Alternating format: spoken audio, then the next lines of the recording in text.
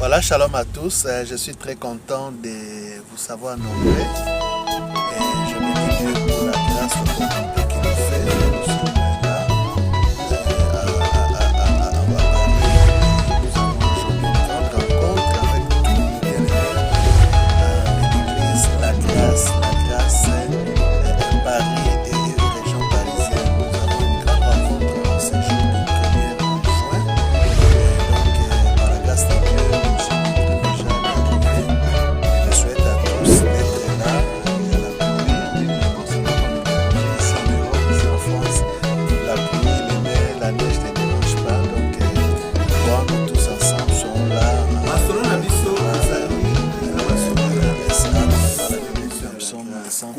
Il est agréable pour les frères de demeurer ensemble.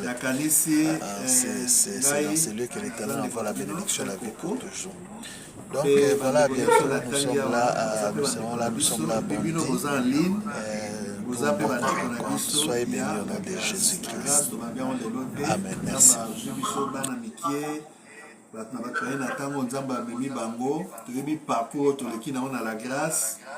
Et toyebi nyonso toleki nango. Alors, toza na quelques soucis oyo quand même tolingaki to partager yango na bana nyonso ya la grâce o baza na mokili. Déjà biso na Kinshasa tosolo lango pe toza déjà kotambola par rapport nango. Tolingaki pe bandeko bana na Paris awa bango pe bazala concerné. Bon, bazana Lyon pe sonza basungi lokwa tozala pe kuna bazala pe concerné. Bon, bazana Angola so penza basungi to kende kuna ebele ba kuna bazala concerné. Bref, eza masolo etali bana nyonso ya la grâce. Masolo ngo eza nini? Avant na loba lisolo ngo na lingi bilili na no loba. Chap to landango eza mikuse to landi après na ozo. Baki sujet to ni to lobela. Eza sujet oyo eza important makasi. Eza important makasi. Alors, mais avant de mettre ma solonde dans le lit, na lingi to landa quelques images. Oyo etali biso. Amen.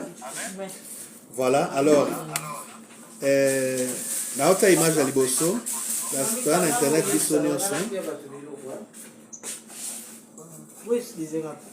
Problème problème. Voilà image elle bosse na otsa yango yo. Na otsa on a groupe hein.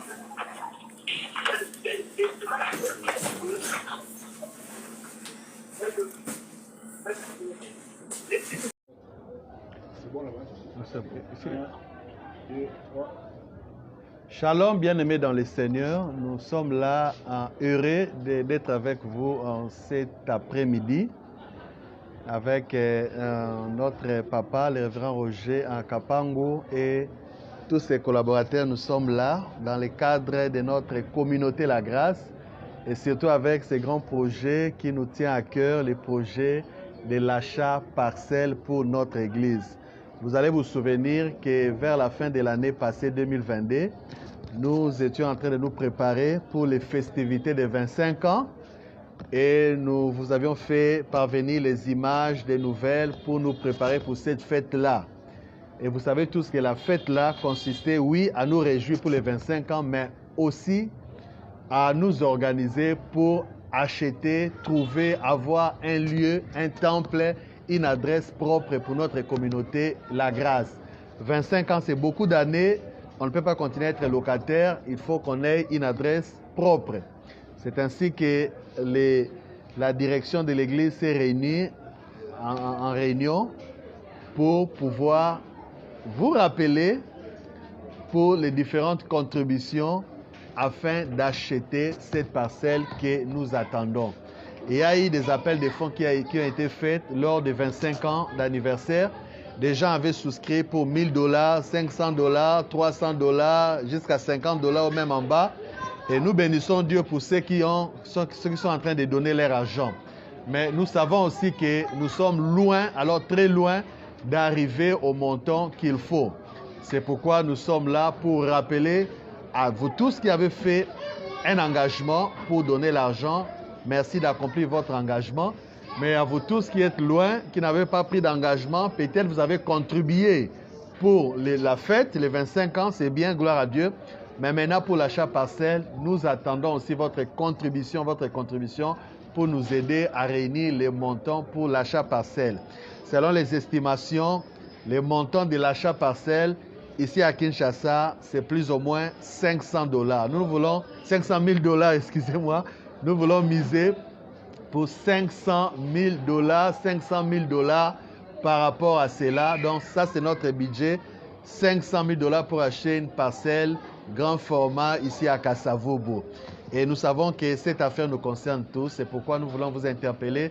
Les enfants de la grâce, vous êtes ici en RDC, en Angola, en Europe, en Amérique, partout dans le monde, dans les diasporas, partout où vous êtes. Cette affaire vous concerne. Nous avons besoin de votre contribution pour qu'ensemble, nous puissions réunir ces montants de $500,000 afin d'acheter une grande parcelle où nous allons ériger, construire le temple de notre communauté en la grâce. Voilà un peu le message que nous voulions vous faire passer cet après-midi.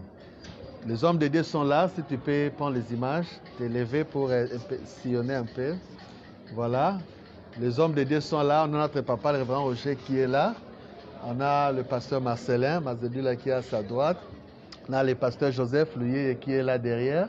Notre financier, papa Franck, qui est à côté là derrière, papa révérend Roger.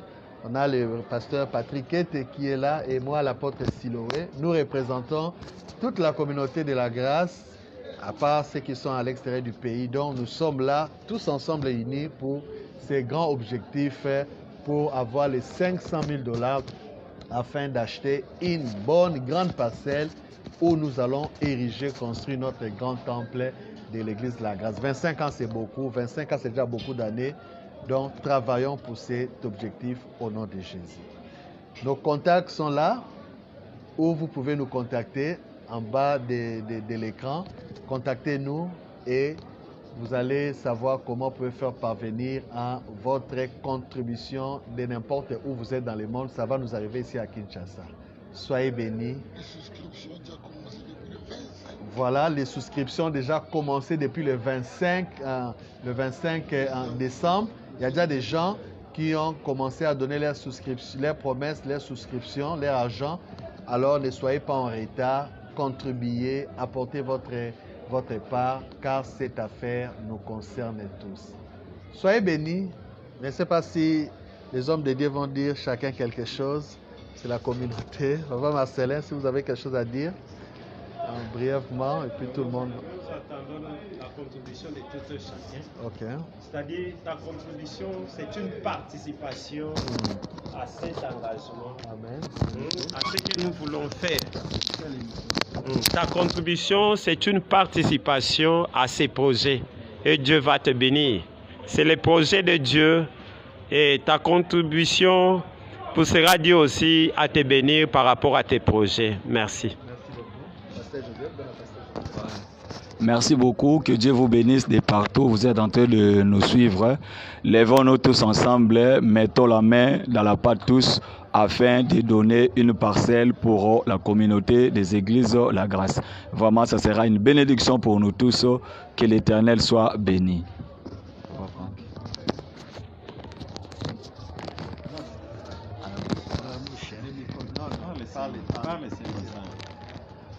Je crois bien tout le monde a entendu les mots de l'apôtre Siloé. Nous demandons votre contribution afin que nous ayons notre parcelle à nous-mêmes. Afin que nous ayons une parcelle appartenant à l'église de la Grâce. Nous venons déjà de faire 25 ans. 25 ans, c'est beaucoup de choses. Même si vous avez un enfant qui a déjà atteint 25 ans, il a déjà grandi. Nous avons grandi. Mais est-il que jusqu'à présent, nous n'avons pas encore une parcelle. Donc, unissons-nous pour que nous ayons une parcelle à nous. Et si vous donnez votre contribution, Dieu ne manquera pas aussi de vous bénir. Je vous bénis tous. Merci beaucoup. J'interpelle tous les enfants de la grâce et d'ailleurs. À tout le monde qui va suivre ce message, tu peux ou ne pas être un enfant de la grâce, tu es un bienfaiteur, écris ton nom dans les livres de souvenirs en soutenant cette contribution dans chaque parcelle et de la construction du temple de la grâce. Bien-aimés dans le Seigneur, partout où vous êtes, en Asie, en Amérique, en Europe, aux États-Unis, en Amérique, vraiment, nous attendons votre contribution et je sais que cette contribution est une porte de bénédiction pour votre famille, pour vos affaires et pour tous vos projets. Investissez dans le projet de Dieu pour l'achat parcelle et la construction du temple de la grâce et Dieu ne manquera pas à vous faire du bien. Soyez bénis dans le nom de Jésus.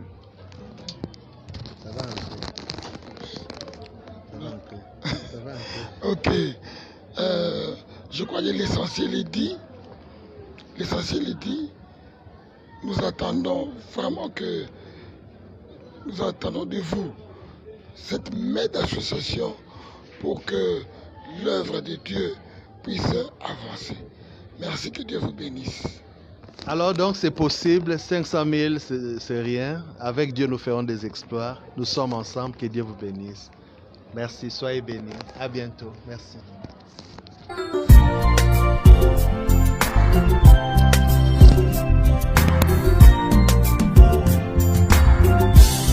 Aina kobila iloba na yo nzambe tena nzebote ngai nazwi kimia ya solo oyo mokile koluka kanti na liloba ayo yawe ngai nazwi kimia ya solo molimo santu kambangai Molimo mosantu yonde lisungi nanga yakotambwisa nga na nzela ya sembo ete ngai namona kembo ya bongisi mpona bavideo tokolance na groupe otala yango ata nsima. Alors problème na biso ya monene yango problème na biso ya monene yango toutaki kofete 25 ans anniversaire ya église nakanisi bino koyebi yango 25 ans anniversaire avant que tofete anniversaire ezalaki na mobilisation moko oyo papa Roger na prêtre bakambo basalaki mpona biso nyonso tosangana mpo toorganize fete wana. Fête yango elekaki très bien. Donc on a même la photo totine dans la kati. Mais tant vous faites eleki la kati ya fête même avant souci na biso zalaki moko Église La Grâce to sali 25 ans depuis 1997 si 2022 sans compter tango tozalaki na groupe de prière. Pour groupe de prière à 40 ans, ou même plus, hein. Mais, Tozukaka 25 ans, souci à papa Roger, et à Bakambezalaki, 25 ans, la grâce, Ezaka locataire, Ezan les 6 quartiers. L'église La Grâce, Ezan la place, Ezan locataire. Ezaki souci majeur, il y a révérend. Et puis, na kati ya anniversaire, fêtu elekaki, révérend a décidé to solo lango peto yeba kosala un appel de fonds pour na wetali achat parcelle ya église La Grâce. C'est-à-dire La Grâce et le roi locataire, La Grâce et le roi refutela, La Grâce na 25 ans bamboule belé, tous à la quand même na esika. Alléluia. Nous avons quand même biso tout fan de moi kimia. Parce que la réalité au foot est là, vous voyez les zalaka. Beaucoup jouent Angolo pendant un temps. D'ailleurs, nous sommes peut-être vous avez la possibilité au foot à terre. ou bien la réalité ou peut-être maîtriser et que ça que l'église est comme à la balabala. Or, biso soyebi la réalité, il y a l'église na balabala. So l'église c'est comme bofandi nanu bomo sambela kuna to bofandi na bandaku to blomo ndenga bandimiso bana bazongi sima ainsi de suite. Il y a notre roba qui 25 ans est bébé, il faut la grâce et son baïsika. Ce botel n'a pas lancé quelques photos, hein. Il y a 25 anniversaire, bon, on a des photos, même aux autres, on a des photos, faites, c'est bien, tout ça. Mais, faites, ça m'a dit n'a pas si parce que nous avons 25 ans, âge belé, boule belé, mais la grâce des années 6 ans, les ans, le pan, le théâtre, qui est que, voilà, ici, quand on a vu ce mot, c'est ainsi que, apôtre Tamboulouko, qui va avoir parrain à la ministère, l'église de la grâce, nous nous souvenons que nous avons consacré à diriger la biso, la serviteur, et puis nous avons souvenir que nous avons groupe de prière comme en église. Il y a des gens qui ont fait 5e anniversaire, et puis à ce service, il y a appel de fonds pour l'achat parcelle. Pour l'achat parcelle. Vous en avez bien? Ok.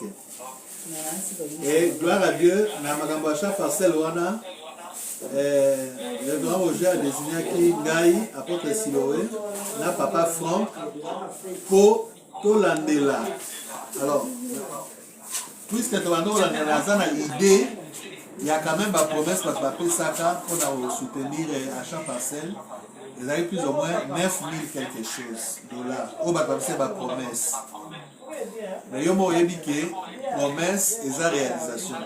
Ça veut dire que Fandi après 2 ans, si en 2024, tu sois qui kaka dans ma boucle, pour la 1500 dollars.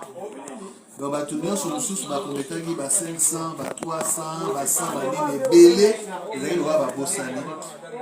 Alors, tant que papa et Seigneur a déplacé, il y a un poteau à prendre à soin, tout ça. Il y a une organisation église, tout kamba makambo, tout soit relève, tout ça. Toujours na instruction na pour consulter na masolo na nous avions décidé ya kolandela d'abord bandeko basala la promesse pour na wetali à chaque passé.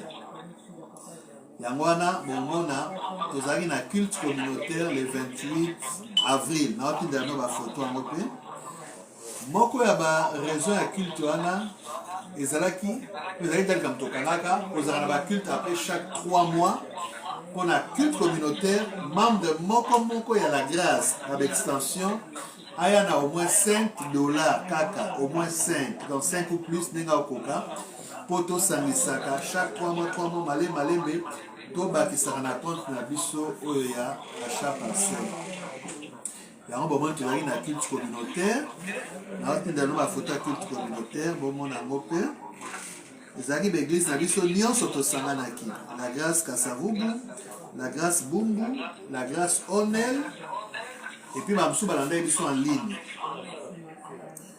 Alors na culte wana kutu déjà avant culte wana nazwaki occasion ya kosolana papa Franck secrétaire pe financier église ya kosala ba lettre individuelle pona ko rappeler na batu nyonso bazwaki ba engagement ya achat parcelle na le 25 décembre 2022 pour mutu na mutu ayeba kokokisa promesse na ye tosala ba lettre mutu na kombo na montana to kabola une église bon bazali na bumbu parce que na fait on ezali pe communautaire batu nyonso ya bumbu to tindi ya onel to tindi ainsi de suite souci ya récupérer ma promesse. Gloire à Dieu, tu n'as pas pesaki, mamsouti ce qu'on n'a pas pesité. Mais est-ce qu'on a quitté communautaire le 28? Na quitté communautaire le 28. Ndengeza ezala qui raison bango. On a encore fait reçu ma 5 €, 5 €. Bah 5 €, 5 €. Oh, bah tu fallait bien nango pour l'achat parcelle. Bande kobo kanga micro hein, kanga micro po ezo sonner. So lingo lo bando fungoli micro. To yambaki quand même bongo ya bato ba pesa ba bongo na bango. Bato so bayaki nango te malheureusement, mais kamwanda mundam ba pesa ki et le même jour wana pasteur to ben sera te ya azari ndundu to la terre qui bien, c'était très bien. Et il avait aussi fait des appels de fonds. Donc à part 5 euros, mais il a aussi fait un appel de fonds toujours pour l'achat partiel parce que l'objectif est qu'il y bien achat partiel. Alors, Nabambongo wana,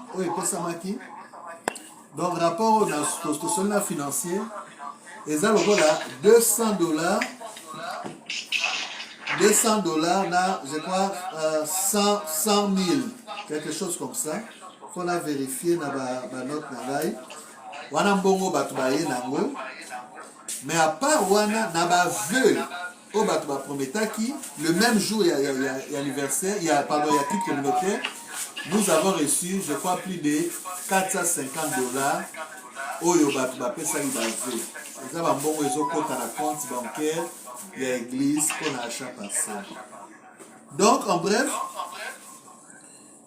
Tobandaki pe tozokoba na makadiso yo papa na biso révérend Roger a tsaki na nzela na souci ya koluka esika pona église la grâce parce que toza fisiko ba locataire yango wana na souci wana tobi lobaki boye ngana bilobaki wana ni allô voilà nde tolobaki lokola nzambe asali ngolu apotre siloe azoya na poto azwa occasion ya kosolola mpe kaka po azoya na poto meme po aza mpe na responsabilité ya communauté mobimba lokola représentant légal lelo na bénédiction à papa Roger Kapango parce que balobaka souvent il n'y a pas de mauvaises souvent il n'y a pas de mauvaises troupes, il y a seulement de mauvais chefs. Donc responsabilité au papa ataki dans nzela yango tozwi toki mamangu nango po to profiter to solola na bana nyonso ya la grâce bipai nyonso baza na mokili ndenge balobi l'union fait la force. Ndenge balobi l'union fait la force.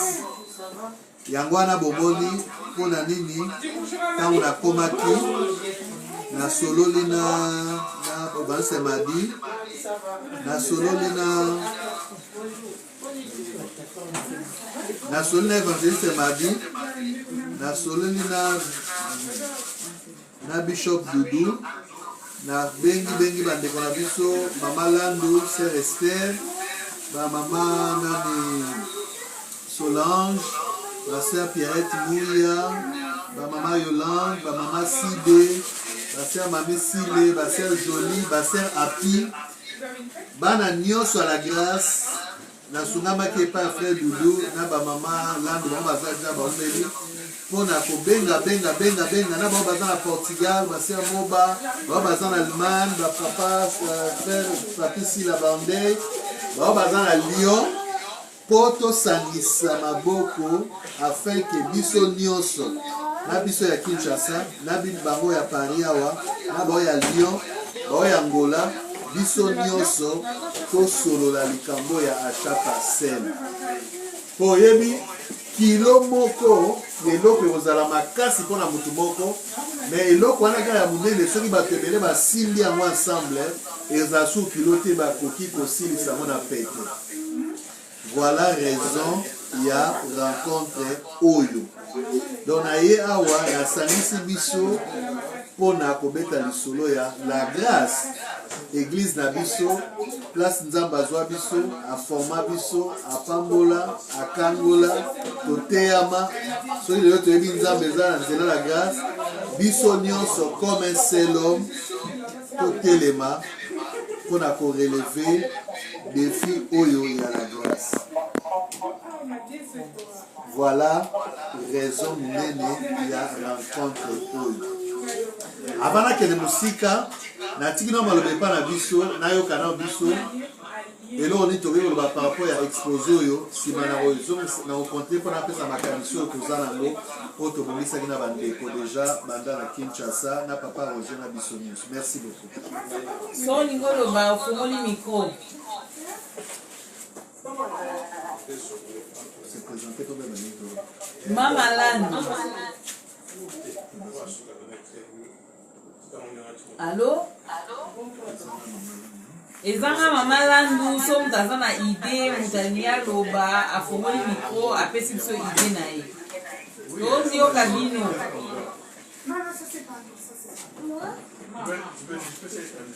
Nanya obanda. Bato wana groupe.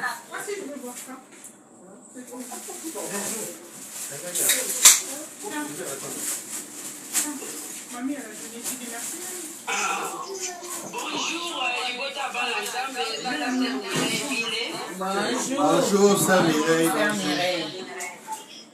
La commission d'âme pense que j'ai aidé à Malamu. Après, beaucoup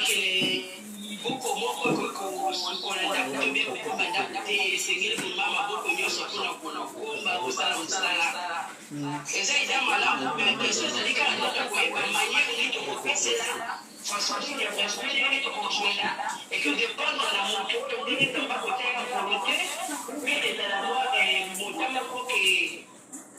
montant exemple que vous ne pas à personne et que dans la tête, tel montant ou bien exemple de quoi tu as la moto qui a la capacité à couper ça, 100 euros, quand tu as la capacité à couper ça, 50 euros. Ou bien exemple montant pour fixer par tout le monde que tu as fait ça brillamment, moi, merci de moi pour la participation de la vidéo et la madame, mais ma façon, il est bien malin avec le but de contribuer. Il y a beaucoup de choses à bien parce que pour entrer dans la façon de l'organisation de ça, la merci,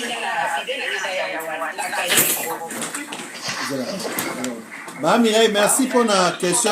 Tu as commis question. Tu as un point de vue à Bandero Moussousou. Comme ça, tu répondre à peut continuer votre dossier de ça. Maintenant, dans la Baxel Kamoko.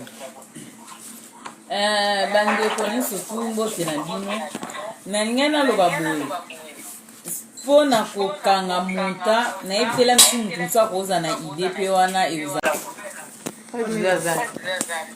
So za na question au lobby, tu peux ça ma question comme ça, tu sangisa maele et puis tu présenter biso comment est-ce que tu organises ton procédé.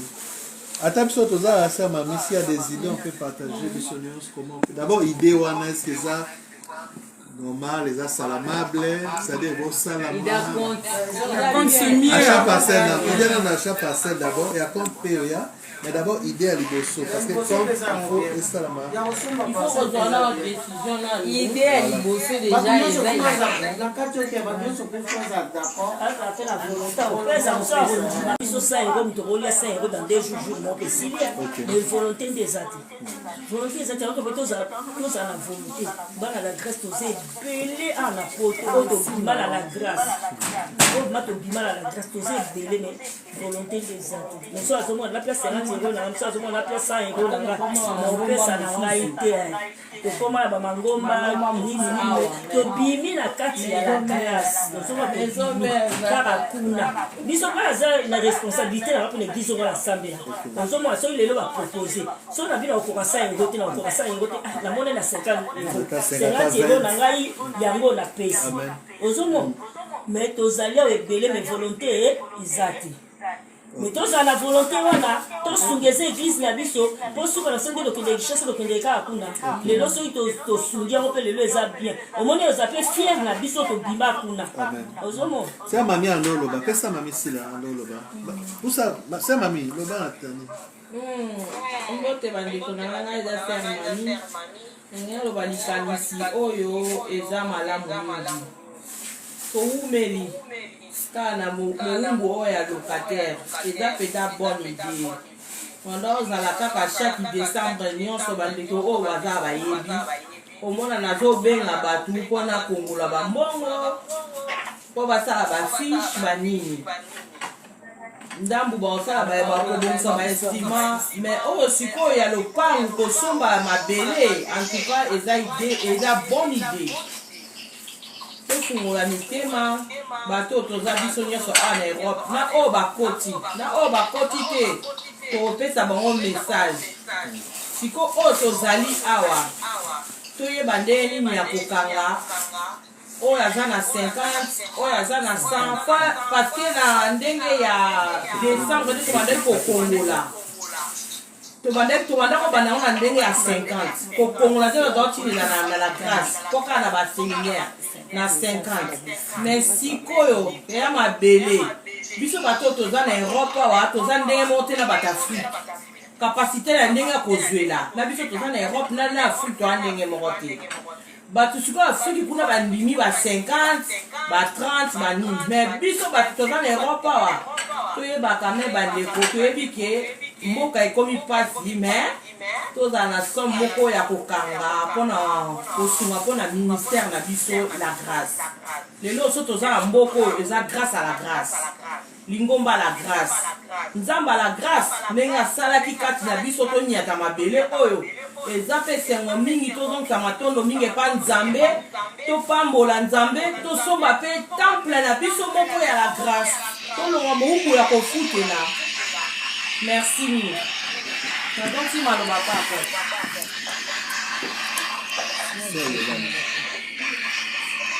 tozela bino bandeko mosusu voilà tozela baide na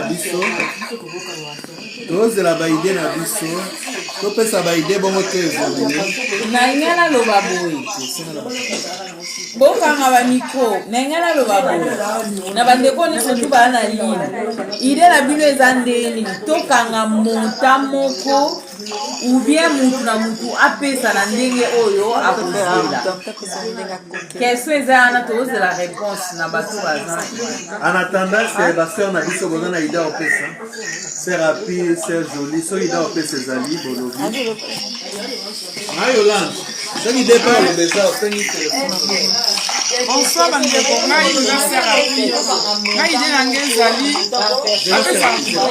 estce tokokanga mikro makelele pardon tokanga na bamikro ya makelele pardon mutu moko moso anga aloba afongoli mikro mpo makelele ya makasi s'il vous plaît tokanga bamikro serani sila pardon kanga mikro mami ebile s'il vous plaît kanga mikro mutu moko alobaka comme ça so lingolo bofongoli mikro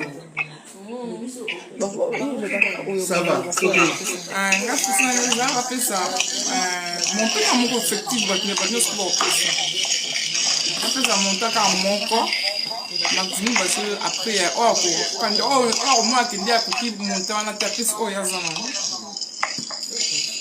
opesi kaka monta moko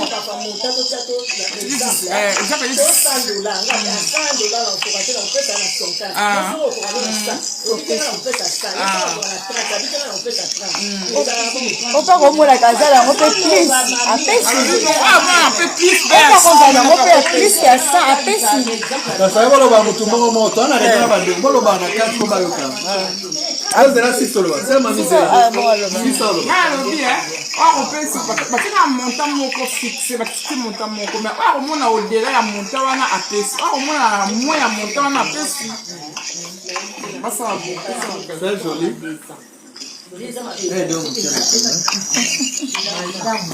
c'est mami boloba na nini ko esala bien boloba na nini bosaki nzonzi kuna bosaki nzonzi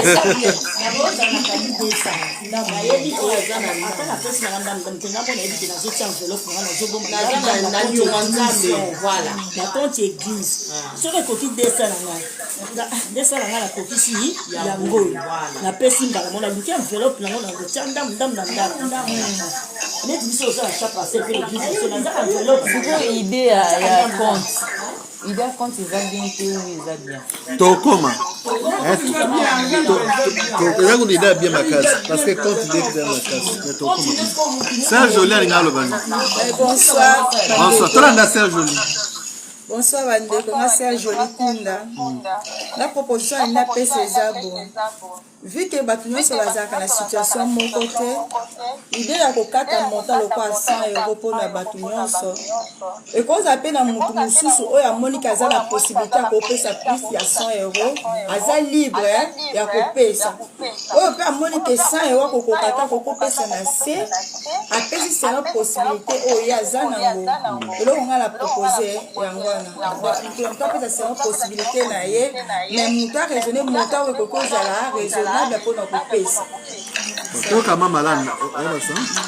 Bon, na évolué. Tu as évolué, mais bino na groupe bino lo réaction na bino ndeni.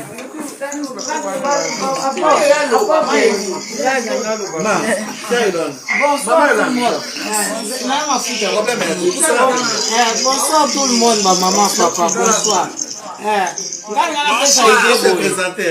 Anga sœur Yolande ya Busumelo 11. Yolande Sila, moi maman Francisco Bayebi. Nalobi boy, idée za nango bien. So neti babi bakatela bato nyonso monta eza moins difficile. On mona ki amona na plus ata 500 pesi na ye, 300 pesi na ye, mutu suka kola amona ne pe na 1000 pesi na ye. Eza po yozaka nyonso église na biso. Po to uta kuna. Biso des années nga longa depuis 92, mais nazala kaso na keki chasa na kenda makolo na nga kuna na kenda église mosusu. Eza lisanga eza volonté mbongo eloko eza ka volonté moto. Donc ma katela mbongo na ebite pona ngai. Na bonga muto mona moi le film no katisa muto na ngati a 200. Abia na pesa na ka stande ba lundi. Mo ndenge ezala. Merci. Merci. Merci. Alors, Tolobi, tu as avancé, RNAPSE Kende. Tolobi Boy, tu as une proposition à Bandeko. Tu as évité Bisso en ligne. Est-ce que Moutoumoko le soit dans la proposition avant de proposer au Yoni Bisso Tobongisi? Ce qui Moutoumoko a une idée après Koloba, mais on a dit déjà que l'idée, il y a achat parcelle, Bisso Nostondimi Ango. N'est-ce pas? Parce que. Et ça très important bandeko pour trouver solution wana et aussi la biso bien et aussi la biso vraiment bien et puis dans la font la parenthèse moko lelo biso tolongwa Kinshasa kala ki busumelo place wana wenze eza sunde ezalite wenze kota ti na balabala ti liboso église non même na ba imondis banini fulu ba fulu ya minene ba déposer en église donc le comment à moi passi que ba voiture ba pena ba voiture l'église ebele kota ba voiture comment otika la côté kuna côté ya deyang na ngambu wana oh voiture musika ba koiba voiture musika ba donc tout mutu pasteur mo tara otia kala ba iba ba rétroviseur donc busumelo wenze eza su ndenge ezala kala te wenze koma su munene na kati liboso donc wenze va bato baoteka tout ça alors ça nous empêche un peu ya koyeba kosala nzambe bien yango wana bandeko idée oyo na ndenge bino mo réagir je pense que ça très important mais est-ce que ezali kambe ya procédure alors biso to proposer boy ndenge tolobi ko fixer montant on a bato nyonso peut-être et aux moins difficile mutamtana ndenge nazwelaka to préparaki fiche moko fiche totindela ngo bino nyonso comme ça totala na fiche wana natanga ngo quand même faut toza na idée na otinda ngo pe na groupe so ça atinda na fiche wana na otinda ngo na groupe comme ça pendant que toloba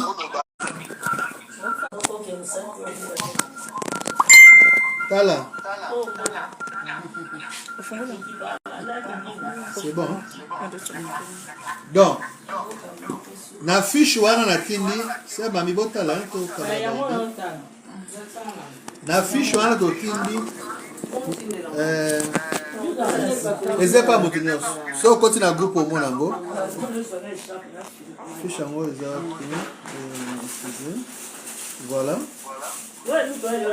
na fiche eza église la grâce tout ça achat parcelle et donc la bosso le Seigneur toyeba ebangisa biso te selon information oyo tuni mapango na kasavubu oyo ya minene wana eza ça dépend mapango eza na bakati ya babalabala na bakati okozwa na ba 200 ba 250 ba 300 mais mapango eza na baacteur principal fiche 1 tolingi totia échéance moko ya 2 ans et demi c'est-à-dire totravaille tina décembre 2026 wana eza proposition hein? Décembre 2026 échéance na biso tokokisa 500 000 wana comment tokoma nango totie mutu na mutu a proposé ye moko mbongo ya koki kopesaka chaque mois ekozala 10 euros 20 euros 50 euros 100 euros ou autre montant po tolingi totia mutu nini ngana kingo te mutu na mutu apesa ndenge akokeli onga napesanga 10 euros to 10 dollars na lopesa chaque mois problème eza te onga na lopesa 20 euros chaque mois problème eza te nga na lopesa 50 euros 100 euros problème eza te so pomoni kopesa au-delà 200 300 problème eza te mais mutu na mutu apesa librement ndenge oye moko akokeli lokola eza likambo ya union fait la force na ndimi ke soki toza régulier mutu na mutu apesa montant oye akokeli ki tokoma le 31 décembre 2026 ata so tokoma na 500 000 te mais tozala pembe na 500 000 yango wana tolingi kotia pression na mutu moko te eza proposition mais toza après tokabola ba idée tosangisa ba idée donc chacun va donner comme il peut mais pour ezala bien ezala ba quand on affiche oyo pour to gérer yango bien parce que eloko nyonso baolandela te donc ekobomba esila na obundi mutu babosana yango tolingaki totindi bafiche oyo mutu na mutu azwi mais ezongisela biso retour po tosala fiche totinda na finance pe na secrétariat général ba yeba c'est-à-dire ba répertorier x y z boye autant chaque mois et puis sur les possibilités ezali opesi pe numéro no ya téléphone comme ça ne fût-ce que ba rappelaka yo tala par exemple tozalaki na anniversaire le 25 décembre 2022 bato basali ba promesse ebele bakenda mais loko esungai biso to rappele bango tozwa kamwa ndamba mbongo déjà mosusu tozwa c'est parce qu'il y avait les numéros il y avait possibilité na ba combo ya ko retracer bango donc so combo ezalaki te numéro ezalaki te moyen ko retracer bango ezala te yango wana fiche oyo totindi wana totindeli biso nyonso na groupe tosengi na yo s'il vous plaît ndenge ozwi fiche wana zongisela biso retour c'est-à-dire olobi yo moko ngai na lopesa autant chaque mois opesi na numéro na téléphone oyo babanda orapele yo na service ya finance mpo na nefiske korapele oyo soki obosani ekosala biso te alors susi ya mibale ezalaki ndenge nini mbongo wana ekobanda opesama ndenge nini mbongo wana ekobanda opesama il faut toloba yango clair makambo ya achat parcelle eza projet moko noble eza projet moko kitoko mais soki tosali structure ya makasi te mpona kogere mbongo wana tokoriske tobandi me tosukisi te yango wana tokanisaki boye eza proposition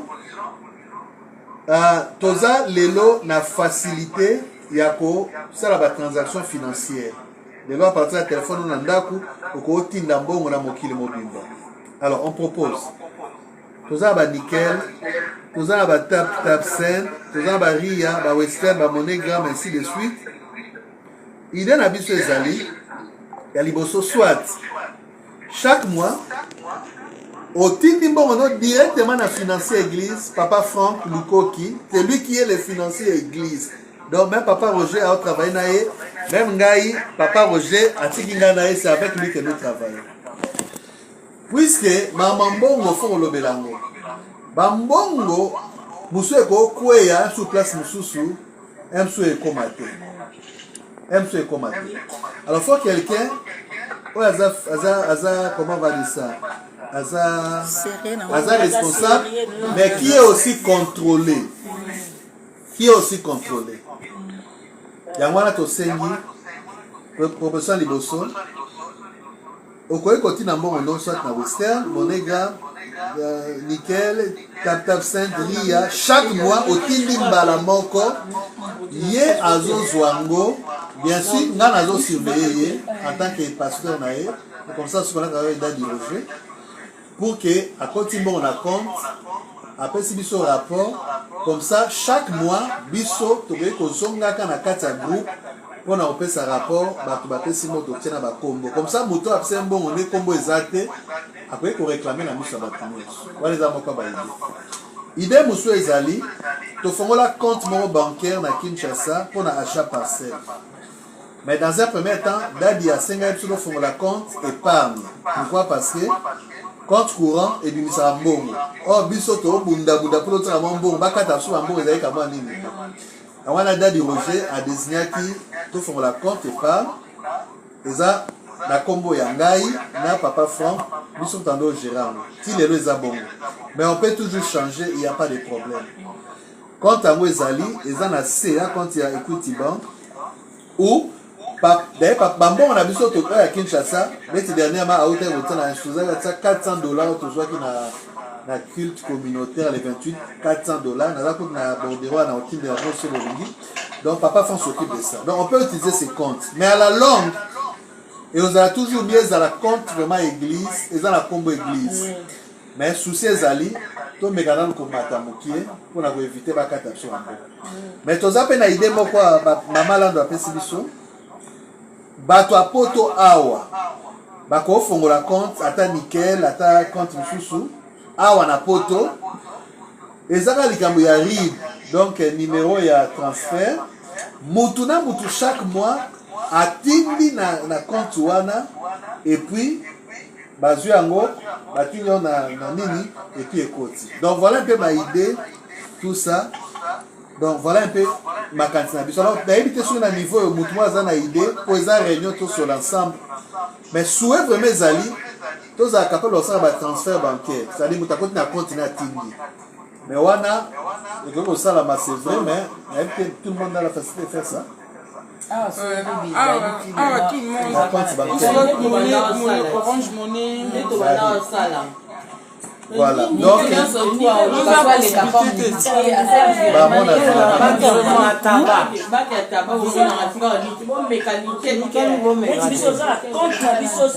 Nickel est là bien ok, donc voilà un peu l'idée na biso ya Goana. Alors, malobézé pas na biso.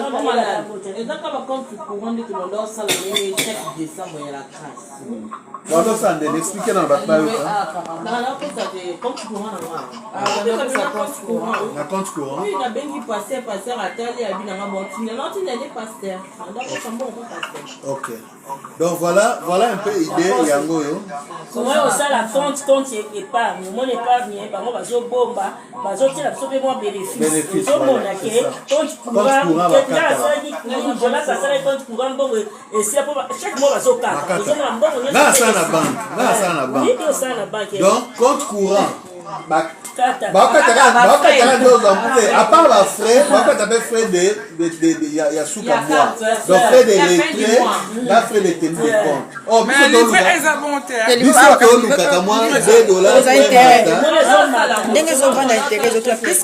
que vous avez mal au bazali? La livre A. Mutana malobaza. Yamwana bomoni. Mutana maloba.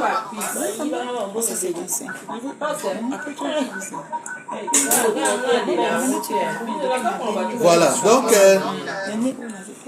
nakanisi toyokani mais ça na fiche mususu c'est là presque net on a tindi mais on a tout ezali ya ba tolanda c'est mamie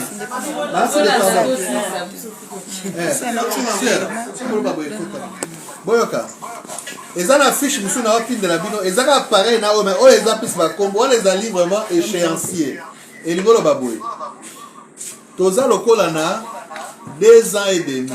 Est-ce que tu as objectif il y a 2026? Oui, puis on demande à la grâce parce que l'occasion pour tâter de la bambo. Comme ça, Moutna Mouta peut sa retour. ngai kombo na nga boye na balopesa 10 euros par mois 20 euros par mois 30 euros komi oh yo mono koyi kopesa 100 euros 200 comme ça biso to répertorier yango na numéro na compte finance na ngai moko pasteur na ba papa Franck na ba kambi mususu. On va commencer à suivre comme ça chaque mois total yo soki na échéance au PCT so au PCT ba rappeler yo puisque ceux qui suivi exacté donc to risquer to quoi année sur le quoi qui pendant le 25 décembre 2022 va passer ma promesse si tu as mis 2 ans après bah tu vas bosser na coûte donc il fallait l'être il fallait te rappeler des monsieur balami qui va venir au PCT. Donc voilà un peu idée na biso yango wana. Alors na otinda fiche mususu excusez ils ont un papier na ba échéancier ba mois tout ça comme ça yo mo ko zo ko imprimer fa na imprimer mais na zo occasion na te yo mo zo imprimer comme ça aux rempli motin de la biso combo na yo montant yo mo bando pesa et puis nous on va commencer à suivre par rapport à compte. On va voir ici na ba de commencer pour na otala compte de Fongola poto zoarib place ni ba de commencer poto ba notambo na bango to bongisa comme ça pour pesa bino suite. Mais entre-temps, sur le niveau de la messagerie financière, local à Western, MoneyGram, Orange Money, tout. Pour le moment, ils ont coordonné à Ngai, apôtre Siloé, prénom à Ngai, Nano, n'a coordonné à Papa Franck, financier Nabiso. Les 2 personnes, Oyo, Papa Imoko, à Orienta Kipo, va gérer la situation et en bongo. En attendant peut-être comme on a un compte direct. Donc voilà un peu en bref. Compte nabiso bancaire paysan na Sewana. Tu peux aussi toi-même, ok, au moment na Equity Bank, au commis numéro, au tiembo, on va payer au bordero na yo, et puis au team de l'édition. D'ailleurs, invitation comme ça au bac Césali. Oui, maman. Ah oui, ça. Ah oui, ça. On bat Afrique,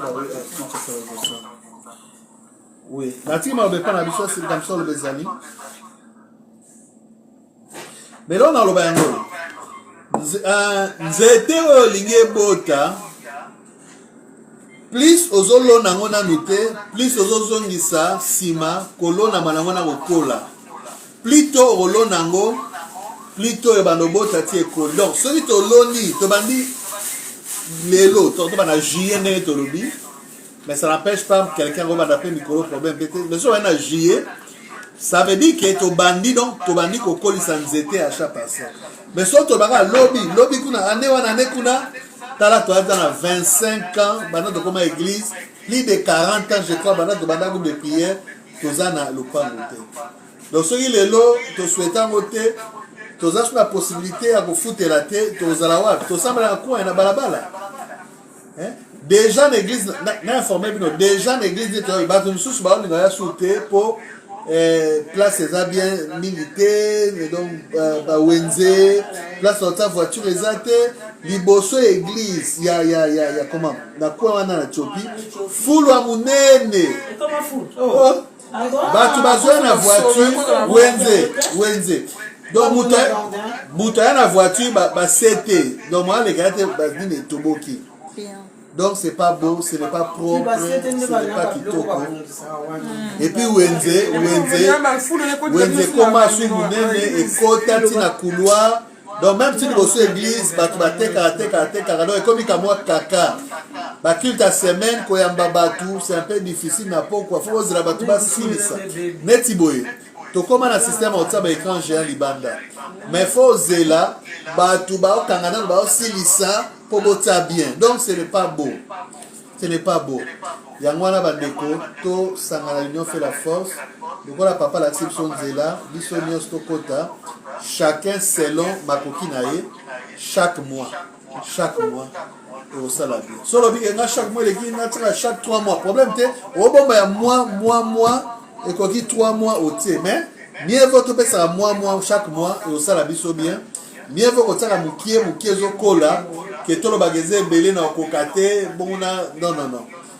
Donc voilà un peu souci na biso yanga. Alors na hôtel abino ba vidéo ba hôtel ngo sur le site émission ba vidéo ya ba rencontre nous aki na ya ba pasteur nyonso place to lobela mambo ya chaque parcelle na ba coordonnées na nyonso comme ça bon mona et puis vous pouvez encore avoir des idées par rapport à on a peut-être une question moi ezali awa to kuna en ligne to souci mo to préoccupation malobézé par la vision.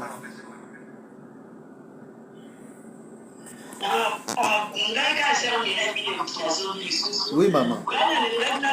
Parce que on dit ça les sous la occupation est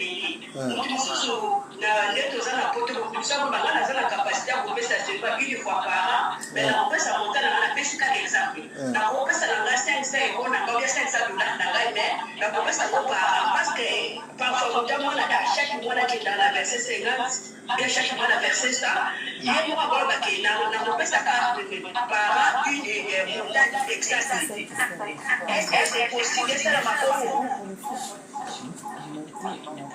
la yango wana tolobi donc na fiche na yo otinda okomi ke nga na opesa $500 mais donc na opesa du coup 500 mais cela sous-entend que divisé par 12 donc yo mozo bombango ndambu 500 divisé par 12 mais biso tobi kaka chaque mois tozana 500 divisé par 12 mais tozwa na suka tozana idée wana pour ne fils qui a qu'on rappeler parce que ceux qui suivi exacté mambo belé simbate pour suivre zalaraté même bandimi mingi mona boté ba gagner bango a lelo a lobby ceux bo landele to mona ka kima comme en église musus donc suivi exact très important yango to lingi to pesa administration musala to zana ba combo ba fiche que que mama lando pesa chaque mois 10 € par exemple un thérapie ça chaque mois 15 €, maman c'est ça chaque mois 20 € tout ça toyebi na biso ya Kinshasa demain comme ça na ba olos na États-Unis na Londres na Angola bazo tinda et vous ça la biso bien makasi mais ceux qui sont to somba lupang bram do pesa ngola osutuka wana eza normalité eza ya moni même ba mboka so ba futi au salaire ba kati ba impomba la moko futi salaire ba kati impôt pourquoi ba impôt wana yango do suna mboka za debo so abiko tozo impôt ngo to sepela so ni ma me osimba te donc tozo ngoma le vola impôt et au sala bien donc total la possibilité au fond la compte on peut ça arrive mais en attendant on a la possibilité au sala envoi na nini comment on appelle ça ba transfert financier au côté dans la coordonnée na ngai ko banga noté ko lenga te o ekena te obi otindi na coordonnée à papa Franck biso mi balé wana otindi mbongo no ezala comme assure ekena banque et puis to koyeba kosala chaque mois liste ya répertoire bato ba pesi toujours l'endroit peut toujours kende pour na lokuma nzambe. Amen. Hein, c'est un Mireille. Donc, ce que le binet tu repères, par exemple, 500 la fin de l'année, problème, mais tu as dit que 500, donc, dans mon tout, tu as dit que chaque mois, on repère à 500 divisé par 12. Vous comprenez, hein? Comme ça, tu as dit quand même pour la comptabilité, tout ça. Mais tu as dit que tu as aussi à la fin de l'année. Mais là, tu aussi qu'à la fin de l'année, c'est un miracle.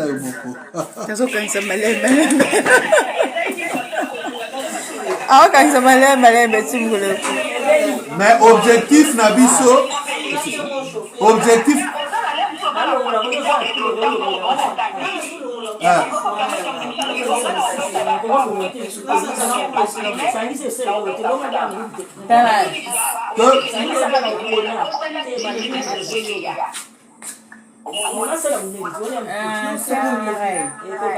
eza mamalando neina loba boye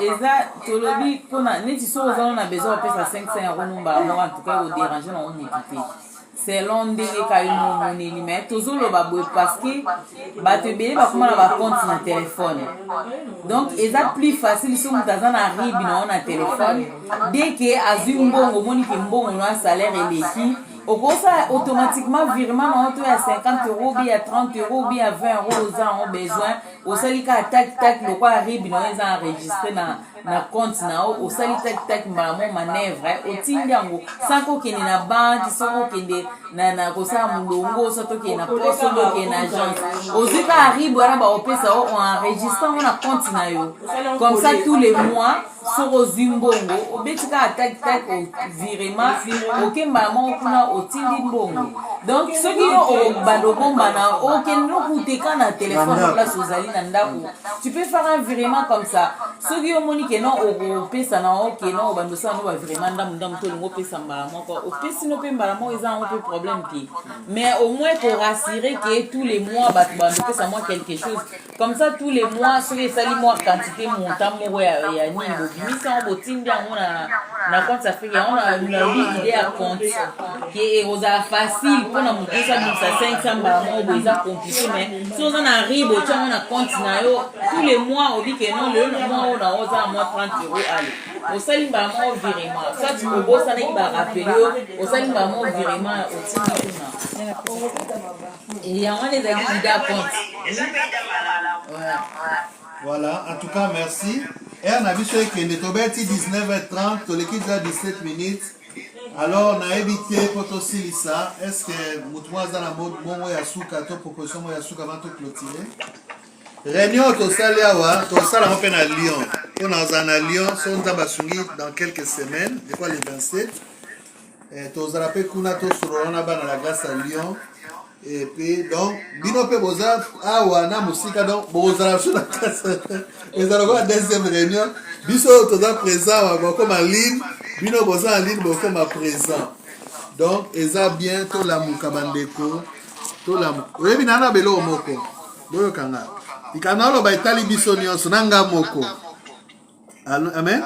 Amen. Est-ce que vous avez presque biso nyonso en tout cas on est dans parole de connaissance mais na yebi presque biso nyonso tozala mona mabele moko boye kambo esika moko boye tosomba mutu na mutu l'église kote mutu na mutu na compte na ye ezala bato Afrique mosusu bato Europe nanga mona oyebisa bino naza mpe na mabele donc soki mutu na mutu aza capable ya kozwaka mwa mabele ne ya 15 soki si 20 ata kutu 7 idée ezala terrain to 40 à combien plus forte raison que biso nyonso ebele boye na makanisi ya union fait la force Togo Simba te bandeko po tozwa terrain moko ata 20 pour l'église na biso 25 ans eza ebele wana kutuka groupe de prière so basi na wana église so basi na groupe de prière donc plus de 40 ans je crois tolongola sono l'église mingi ebandi kala te baza na esika misusu basombi ya mibimba misusu ya ndame baza libre babosali makambo ya loyer mbongo wana kofuta loyer chaque mois ezosala makambo mosusu nous pouvons faire ça idée musu pe yango idée musu yango oyoka idée avant tosilisa lelo oyo babanke ekoma koaccompagner l'église les banques travaillent avec les neti equity bank aza na politique moko ya kosoutenir baéglise mpona bachat parcelle ça veut dire ceci toza na besoin exemple ya $500,000 mpona kosomba lopango mais na compte na biso ezepa na bango toza mosu na 250,000 ou 300 la banque aza disposé soki tosengi ya kopesa biso mbongo tozangi olande ekomi 500,000 tosombi lupango mais kaka mikanda ya lupango ekozala na epa na biso te ekozala epa na bango mais biso tosona bango mpo chaque mois totiaka un certain montant soki tosilisi amikanda ekomi na maboko na biso mais lupango deja ezali ya biso est-ce que tu comprends donc tozwi crédit merci voilà donc toza na baopportunité lelo ya makasi mpona kozwa lupango tokobanda tokomi na niveau moko boye toke na banque déjà lokola toza na compte kuna tobongoli yango ekomi compte courant et puis toluki ka chaque fin du mois neti wandotia bambongo tozobakisa na baofrande na badime na bamosusu tolongi bapourcentage ekotala kuna na baculte communautaire et ça nous aide déjà tosomba mabele mais na crédit ya banque aye kobakisela biso oyo toza nango à Kinshasa aussi ça marche déjà toza na baexemple donc voilà un peu souci na biso yango wana alors naotindela bino bavideo wana pardon zwango eza wana mikuse tala yango calmement ekosunga biso mingi po tozala makanisi moko rendez-vous tozwi yango prochainement, je crois excusez-moi la calendrier. Toza na Lyon, na ngolo encore na Lyon, la France na Lyon. À partir de la semaine, il y a les 17. Toza jakuna, toluka jour moko, tofanda bena bandeko na Lyon. Et puis bino boza na Paris na misu baza na Bangola, ba Brésil na oyo batina Brésil tozali, tolanda en ligne pour masolo oyo tofandisa ngo bien. Mais déjà pour na biso juillet oyo tobandi premier semestre tomilengele déjà pour nous. Alors qu'on bosse na te fiche on a tindi na tindi on peut mutu na compte na ye. Zongi selangai fiche na combo na yo na monto ba pesa chaque mois, OK? Comme ça toko tsama na secrétariat to ça la tableau pour la finance et ba kolandelaka afin que to réussir na likambo. Voilà pour to linga to loba yango wana. Jamba pambola biso. Bola Monaïza Nabiso et à la prochaine. Naotinda ba vidéo na mususu Bolanda. Amen. Zamba pambola biso. Bye bye.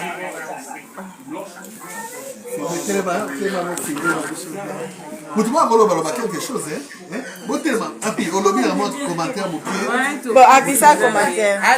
Si nous avons mis pour la rencontre, pour l'idée, nous allons se soutenir, plutôt que tout ça, les locaux, tout ça, en gros, pour ça. Voilà, Zamba pambola biso nyonso tu na Congo na toza vraiment na besoin na bino, toza na besoin mutu nyonso tu, ezala 1 euro, ezala 20 euros, ezala 30 euros, eza na ndaku na biso. Donc tosala vraiment befort, nzamba opambola biso. En tout cas, l'initiative est vraiment très important pour la biso. Bon, pour se préparer bien, on est ensemble. Merci de bon na likanisi eza likanisi moko malamu ya kozala esika ya biso moko ozomona peut-être tokozala ba retraite tokozala na baactivité mosusu bato mosusu omona aza na baproblème tokolala na église ozomona so eza place na biso moko eza nde mosusu ozomona omoni ke likanisi oyo mpenza eza mabe te eza likanisi moko ya bien tozala mpe na esika ya biso moko ekosunga biso ke chaque mois bozofuta mais so boza na place ya bino moko omoni ke mbongo wana bokosala nango mpe baactivité mosusu na église nzambe apambola bino mutu nyonso aza na possibilité ya kopesa biso nyonso tosangana topesa mpo loboko moko epelisaka moto te ozomona so toza biso nyonso topesi mpenza na bolingo ya nzambe tozala na bolingo wana motema wana ya biso nyonso topesa toyoka te toyoki awa ebimi awa me tozala na motema mpenza ya kopesa ya kosoutenir mpo tozala na esika ya biso moko nzambe apambola bino merci. Merci tokomisi nzambe na ndenge asangisi biso na pokwa oyo kitoko topamboli nzambe na likanisi oyo papa na biso Roger Kapangu oyo nzambe atie na Pierre tosomba mabele eza likanisi ya malamu tosala yango mpona lokumu na nzambe tosala yango mpona lokumu ya Pasteur Roger te nzambe asunga biso apambola libota moko na moko apesa biso makasi apesa biso pe maboko ya kofungwama tozala pe motema kofungwama toyimayima te po babi loboko ya gauche epesi droite eyeba te ntango nzambe akopambola yo ekezala mpona yo moko mpona libota na yo donc tofungola mpena mitema tofungola pe maboko nzambe alola nzambe ya Roger Kapangu apambola biso apesa biso makasi wana tozala kaka bomoko. Amen. Pesa micro. Alors,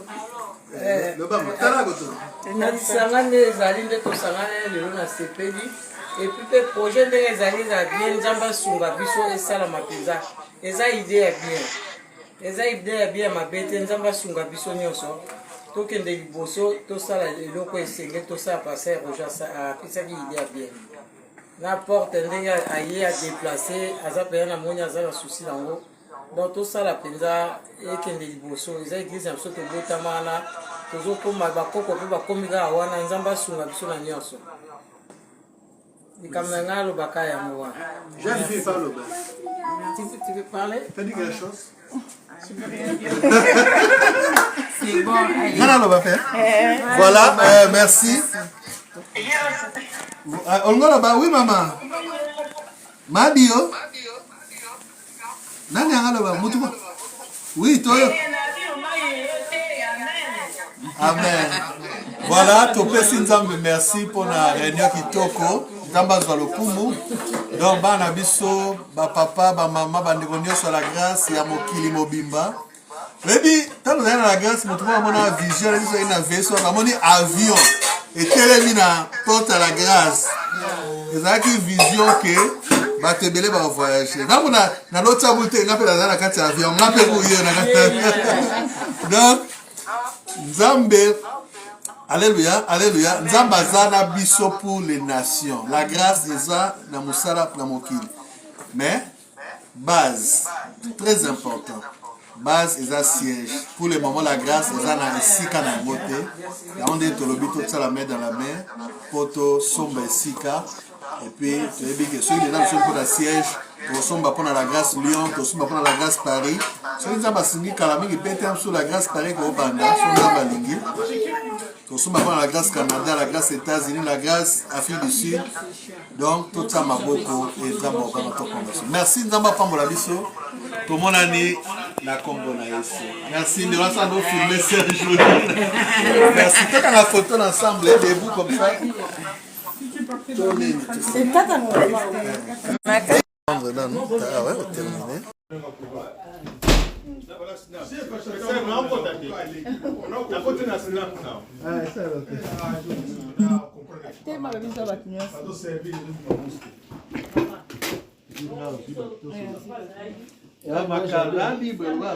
La photographe va tambola.